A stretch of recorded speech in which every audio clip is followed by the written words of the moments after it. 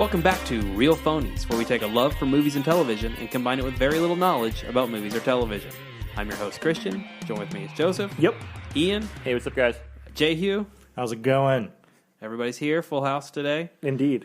Ian, you got some news for us? Yeah, I think the first thing that we're going to start off with is, what a surprise, some train wreck news about another DC movie coming out. Apparently, you told me this today. The Joker, as it was being filmed, they were rewriting scenes the night before. This is from Margot Robbie, I think, directly. No? No, not Margot Robbie. The chick who played Domino. Oh, you're right. Zazie Shit. Zazie Beetz. That's what I meant. Yeah. She did an interview and they were asking her about making the movie, and she said that they would go into the director's trailer after a day of shooting and then write the scenes for the next day. Yeah, I mean, this is done by the director of The Hangover. Todd Phillips. Yeah, so I'm not very... I was never... It had Martin Scorsese's name on it early on. Martin got smart. He took his name off this way Oh, longer. really? He's off? I haven't seen his name on it. I thought he was producing it. Well, he Maybe might I'm be, wrong. but they definitely are. We'll see when the trailer comes His out. promotion's not on it as much as it was at the beginning phases. Yeah. I mean, what do you think about it, Nips? No, I think you're 100% right, because if we were going to be hearing more things, if Martin Scorsese was still attached, it would be Martin Scorsese's Joker movie, even though it's Todd Phillips directing, and I have not heard that, so I suspect you're right. He's probably backing away from it. This is not a good sign, but what were we really expecting out of this movie? We don't know what the fuck this is. Well, far be it from me to be the only positive voice on this, but Iron Man had a pretty similar history. They were rewriting at least the dialogue in it day by day, and Favreau had never really done a movie like this. That being said, this movie's going to suck. It's going to blow. I mean, Joaquin Phoenix gave me, that was some positive news for it. You know what I mean? But I don't think Joaquin's also he's hit or miss. You know what I mean? He's not. I'm going to put myself in the excited for this movie. I'm still interested in it. I still liked the screen test with the makeup, and I don't know. It's intriguing. It's intriguing because I don't know what it is. Yep. This comes out next October, I think. And Unless it gets pushed. This October. Yeah, this October. So it'll be like Venom of last year. Yeah. It'll be the same. It'll make a ton of money. Stupid as shit and make so much money. Yeah. It's going to make a ton of money. So, next thing is a trailer for a movie about Ted Bundy. It's extremely evil, vicious. Something wicked and vile. Yeah. Yeah, something, long We name. don't know what it is. Yeah. It's got I'll those find words the in name, it. but it's Incredibly Ted Bundy. wicked, extremely vile and evil, or Something like that. Zac Efron looks the part. I know because I've been watching that Netflix documentary, so I have a good comparison of what the real Ted Bundy looked like. I like that they took a guy who is normally described as handsome and still Hollywood handsomed him up. Oh, yeah, for sure. I feel like that is the appropriate thing to do. I still have weird feelings about making a biopic about a serial killer. It's not something I don't know. Should we be doing it? Right. I feel like the end result of this movie has to be that at some level you're trying to be sympathize or empathize with Ted Bundy. Because he's the main character of it. Yeah. And I just feel like there are other things we could be doing with our feelings inside, but Maybe if it was whatever Lily Collins' character, whatever her name is, if it was from her perspective solely, and Ted was a minor character in it, I don't get the impression that's what this movie is. Yeah, it's extremely wicked, shockingly evil, and vile. Close. That's a title. Yeah. Kinda seems it has words in it. hipsterish to me, but hey, who am I? I'm assuming there's probably a book or something. yeah, called that. definitely. Sarah's a Zac Efron super fan, so I by extension am. So I High School Musical fantasy. I've never delved into that, but I will admit he's very cute. He's a handsome. that might also be the secondary problem with this movie. Yeah. Is there are going to be a lot of young women who have very conflicted feelings about Ted Bundy after this. Because that is the thing. He's not just handsome. He's cute. Yeah. He's very you want to give him a hug, non-threatening. And that's not really what Bundy was. Wasn't that kind of a problem with Ted Bundy to begin with anyway, though? He was a handsome, charming guy. And so even when he was on TV, going through these court cases of murdering and raping these women, people were still sending him love letters, and so I mean, in that regard, Zac Efron is probably the right guy. Yeah. I think he'll do good, and he's done good since his career. I like that he started doing the comedies. He's so funny. He has good comedic timing. Baywatch is not a funny good movie, but he's good in it. I think. Man, you know what? I think Belly Match is pretty funny. I watched it way after it came out for $3 and free cents on Hulu. With lowered it hit me at the right time, and I had a lot of fun watching that movie. Yeah, I watched it like at the theater. So the expectations were probably too high. But the Neighbors movies, he's great. I was about to say the Neighbors movies are great. I think without Zac Efron, the Neighbors movies would be like generic, if not worse than average comedy movies, and with him, they are like memorable and delightful. But Neighbors 1 is good. Yeah. It's like a step up. What was that movie? But he's the best part in both of them. 100%. What was that movie he did with the chick and the guy and the other chick? There was some kind of wedding or something. Oh, Mike and Dave need a wedding date? That's it. Yeah, I thought that movie was pretty funny. Miles Teller, right? No, it's the guy from Workaholics. Yeah, the chubby guy from Workaholics. Adam something. That dude is not even chubby. Of the three of them, he's the chubby one. They're like both in very good shape in that movie. No, I'm saying maybe in that movie, but I'm saying on Workaholics. Oh, okay. There's a little bitty guy with the big hair. There's the kind of in shape guy, and then he's like the chubby guy. Either way. I just thought Miles Teller. I'm glad he's not a thing anymore. Me on too. A side note, anyway. The only thing I wanted to add on this movie is the only reason I'm going to see this, and this is true for all of you, whether you admit it or not, is Ted Bundy was caught here in Pensacola. So, Oscars. Yeah, it was like a little bit of our history, though I doubt that's in the movie, and I really don't give a shit. I suspect it might be because they got to catch him somewhere. He gets caught 3 times. Well, yeah, but I mean, like they got to finish catching him somewhere. What else is Lily Collins in? She was in that really bad Snow White movie. Was it? Oh my god, that's the worst movie I've ever fucking seen in my life. No, it's the other one that had Julia Roberts. Julia Roberts in it. Holy shit! It's got like this whole kind of like Bollywood dance song sequence at the end. It was made by the guy who made The Cell. I believe. It's goddamn atrocious. I think you guys are making this. Yeah, up. I worked at 100% real. It must have been before I worked at a theater. Lily Collins' eyebrows are the star of that movie by far. Yeah. All right, so we'll see about that. The next is there's news that Vin Diesel announced that they're doing a Fast and Furious and a second Fast and Furious spinoff centered around the women of the Fast and Furious universe. No title, but I don't think this is a movie yet. It's just like an Instagram post. Well, it's written. No, it's written. They got writers. The script's done. I can't imagine it takes long to write a Fast and Furious script. The first Fast and Furious is coming out August. The spinoff, and it's the first spinoff. Hobbs and Shaw. Hobbs and Shaw. It's got Rock, Jason Statham, and Idris Elba. Roman Reigns was just cast as The Rock's brother, which is perfect. It's absolutely perfect. That's correct. Yeah, I like Roman Reigns too. And then the villain is Idris Elba. So honestly, like, how did you? That's pretty cool. How did you get all the motherfuckers? And Idris Elba's gonna be British, I bet. And I want to see him as like a Bond villain. Yeah, and that's what they're gonna do. I'm pretty into this. I wasn't into it till you said the Idris Elba thing. It's like, I need to see. If that's the standard for the spinoffs, hopefully we can continue on that. Yeah. Like, who could they pull? I mean, so many famous people have done these things. We were talking about Gal Gadot. Bring her back. You know, they brought back Michelle Rodriguez. Yeah. Yep. Let's bring back Helen. Bring her back as an evil twin. They haven't done evil twin. They love soap opera shit in these movies. Make her an evil twin. Why not? What's Charlize her face? Theron. Did she die? I don't remember her dying. I don't remember either. I don't think she did. I don't remember Helen either. Mirren is in one of them. Yep. Vin Diesel's wife who has the baby. His sister who has the baby. You know. No, the other one. Michelle Rodriguez. There's What's her name? The Brazilian girl. chick. Yeah, but she dies. And bring...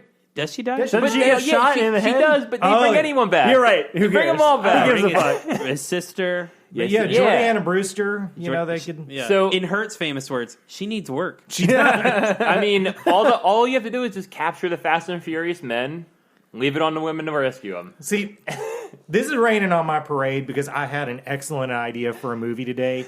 A female reboot of the Fast and Furious. You do the first movie, scene for scene, word for word, but reverse all the gender roles. Okay. Like every guy is played by a girl, every girl is played by a guy. It could work. So they're like sexy flag guys who start the race. Totally sexy flag love guys. You know, there's got to be some irrationally angry guy who's, telling. And the names have to be the same too. So totally irrationally angry girl trying to, warn Dominic about Brian. I think it would be great. I still want Race Wars. As long as they have Race Wars in it. Who plays Ja Rule in that movie? Oh, God. I'll talk about what we're watching. I watched a documentary on Fry Fest. Oh, yeah. Or Fire Fest. Yeah. Jesus. Ja Rule. All right, so we'll see. That'll be awful, but fun.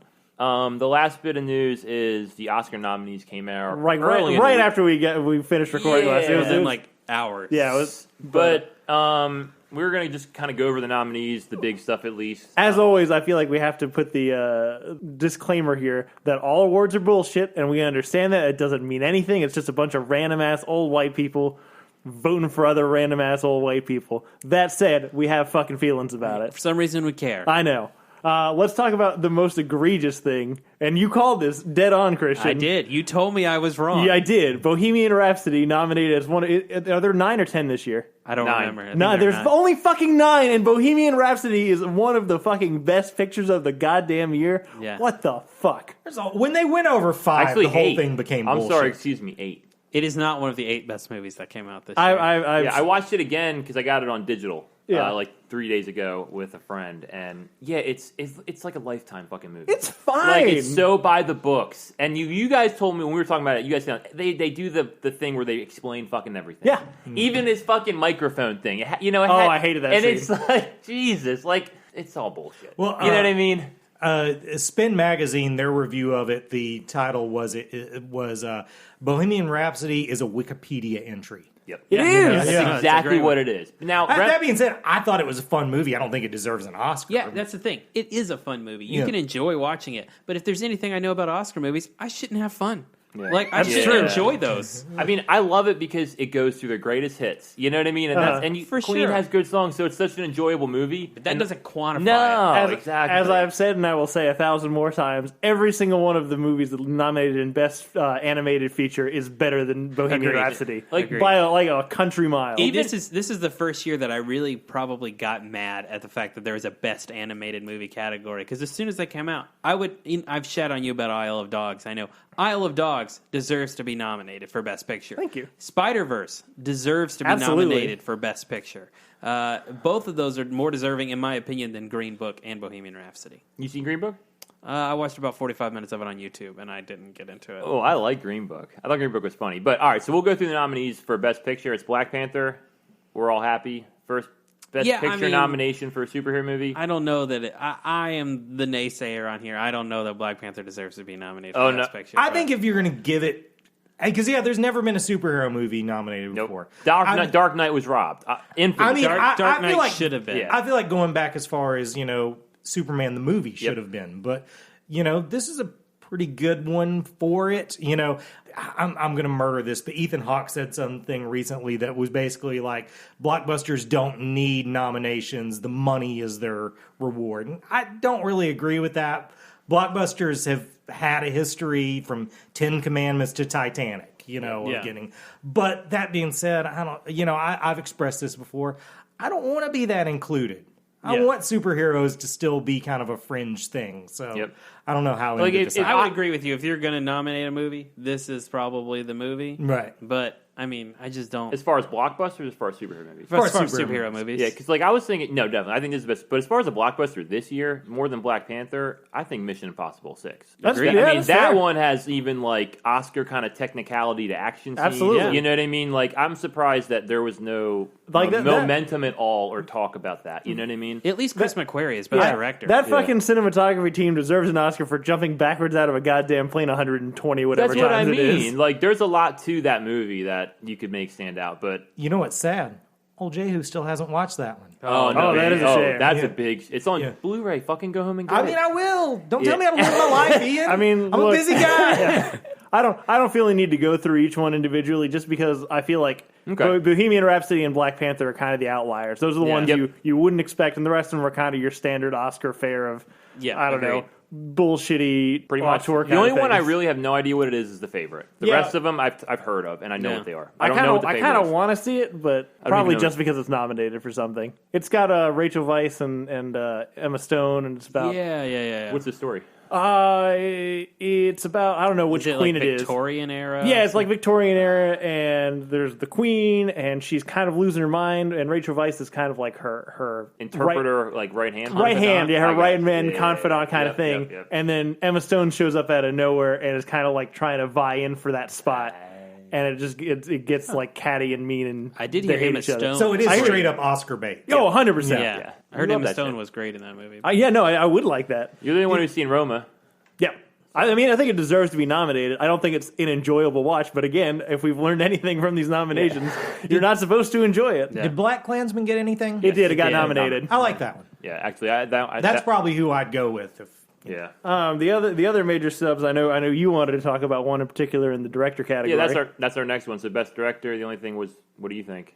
Oh no, I think Bradley Cooper getting snubbed is a big oversight. Yeah, it's because it's not only one of the best movies, but it's specifically one of the most best directed movies. I feel like the direction is a strong, important part of what makes that movie good. Even when we did our review of it, I mean, we specifically called out things that are just specifically him, like his doing. Like I love the title card sequence. Something simple as the dog being there in the last scene of the movie, like that's really powerful stuff. That's a decision obviously he made. It's mind-boggling. He didn't even get nominated.